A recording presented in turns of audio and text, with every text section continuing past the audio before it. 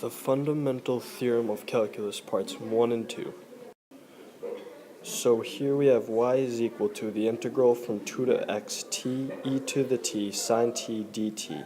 And because the derivative and the integral are opposite functions, taking the derivative of an integral gives you the inside function, where the dummy variable, which in this case is x, and in this function right here is t, you have to replace them when finding the derivative. So the x will replace the t, hence why you get dy dx is equal to x e to the x sine of x. This allows us to solve for the inside function. Remember that if there is a function in the bounds, in this case it is x squared, you must flip it so that it is in the top right here, and you have to remember to negate the whole entire function. When taking the derivative, when taking the derivative of the function, be sure to derive the x squared here, which in this case you'll have 2x, and don't forget to bring down the negative. So in this case you get dy dx is equal to negative 2x, the square root of 1 minus x to the fourth. To find the area under a curve analytically, take the antiderivative, which in this case is big F of x from little f of x, and then you have to separate the bounds. You will make big F of x b, which is the high bound, minus big F of x minus a, which is the lower bound. So in this case, our function y is equal to 2 minus x on the interval of 0, 3. 3 is the high bound and 0 is the low bound. So the antiderivative of 2 minus x is 2x minus x squared all over 2. And this is still on the interval of 0 to 3. So we take the antiderivative here, and we plug in 3 for it, which will be 2 times 3 minus 3 squared all over 2 minus 2 times the low bound, which is 0. And because the negative here and the negative here cancel out, it will be a positive. And so it will be 2 times 0 plus 0 squared all over 2. And both of these just go to 0.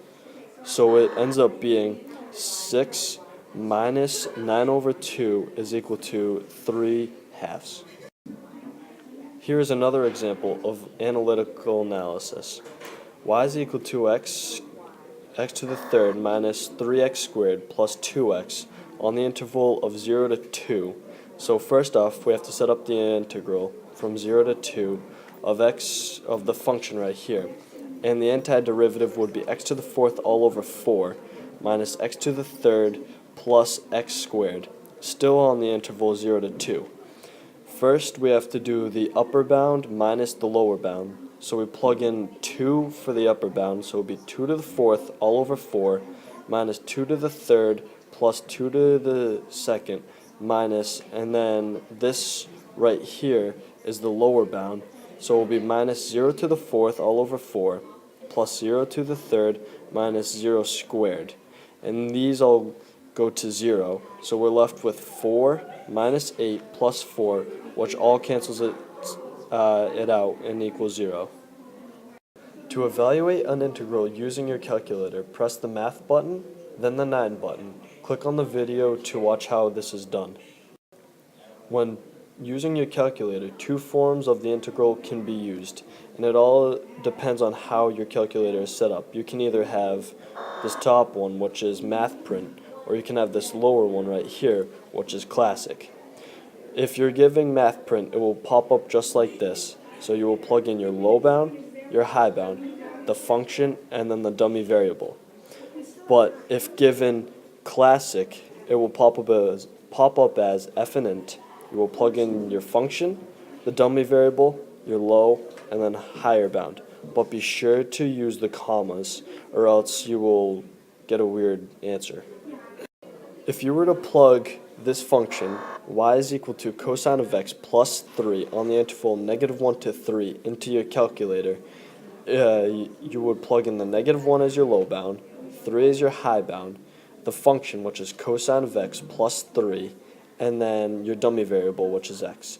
But if you're in Classic, it will pop up as f and int. You will plug in your function, which is cosine of x plus 3. Be sure to use the commas, then your dummy variable, comma, -1, which is your low bound, comma, 3, which is your high bound, and you'll get the same answer either way.